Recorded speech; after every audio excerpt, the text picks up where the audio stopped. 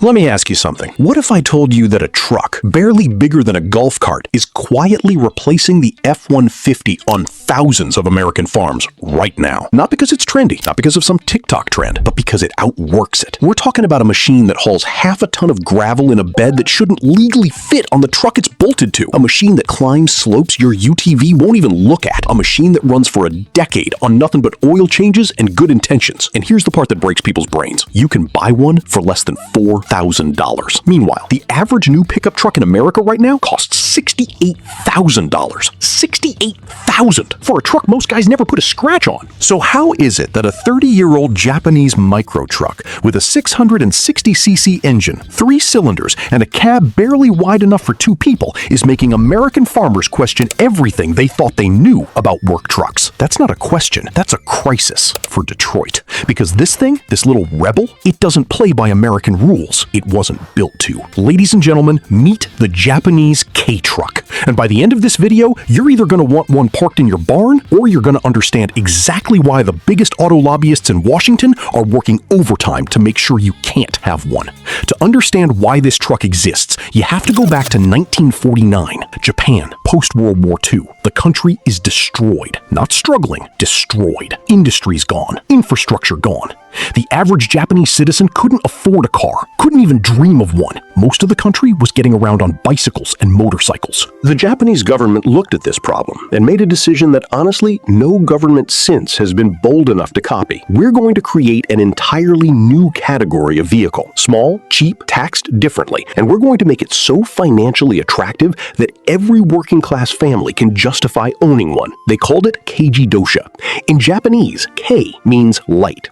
The rules were brutal in their simplicity. Engine, no bigger than 150cc. Body, barely 9 feet long. Power, enough to move. That's it. Keep it small, keep it affordable, keep Japan moving. And it worked. Within a generation, manufacturers like Honda, Suzuki, and Daihatsu were in a full-on arms race to build the most capable machine within those postage stamp dimensions. By the time the rules evolved into what they are today, 660cc engine, 64 horsepower cap, just under 11.5 feet long, Japanese engineers had done something extraordinary. They figured out how to make a full-size work truck inside the footprint of a subcompact car. And here's where the story gets interesting for us Americans, because for 50 years, we had no idea any of this existed. All right, let's get into the actual engineering, because this is where it gets genuinely weird.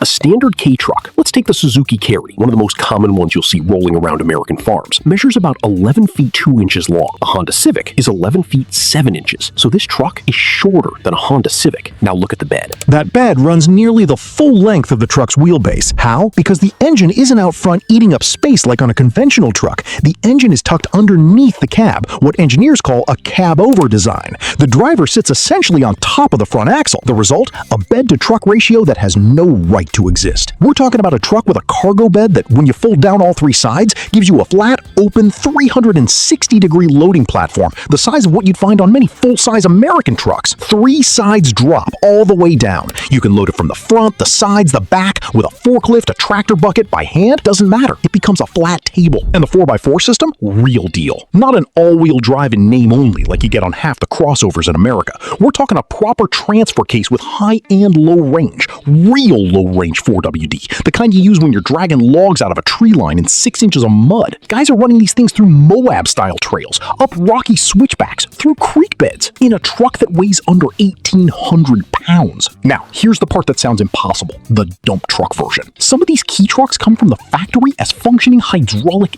dump trucks. Not a lift assist, not a hand crank, a PTO system, power takeoff, which pulls mechanical power directly from the transmission to run a hydraulic pump that tilts the entire bed. Here's how it works. You put the main transmission and the transfer case in neutral. You engage the PTO, let off the clutch. The engine spins the pump pressurizes the hydraulics, and that little bed goes up like a full-size dump truck. And the tailgate? Engineered to know what it's doing. When the bed's flat, the tailgate swings down and out, normal. But when the bed starts tilting up past a certain angle, the lower latch releases automatically from the geometry of the movement, and the gate pivots from the top instead, letting rocks and soil flow out without you touching anything. Then, when the bed comes back down, it latches itself again. That's not a modern computer doing that. That's mechanical logic, geometry, lever physics, designed by engineers who were told to fit a dump truck inside the footprint of a go-kart, and did it. Now compare that to what you'd have to spend in a America to get a dump-capable work truck, you're looking at $40,000, $50,000, $60,000 minimum versus, we'll get to the price in a second, and I promise it's going to make you angry. Let me be real with you about what it's actually like to drive one of these things. The cab is honest to a fault. The seat is upright, not sporty upright, like your grandmother's kitchen chair upright. The suspension is stiff, tuned for carrying loads, not passengers. And the engine, 64 horsepower, 3 cylinders. Sounds like a sewing machine that's been asked to do something it's slightly embarrassed about. Top speed, you're comfortable at 55, maybe 60 miles an hour. On the interstate, next to 18-wheelers, I wouldn't recommend it. This isn't a highway cruiser. Nobody's doing cross-country in a K-truck.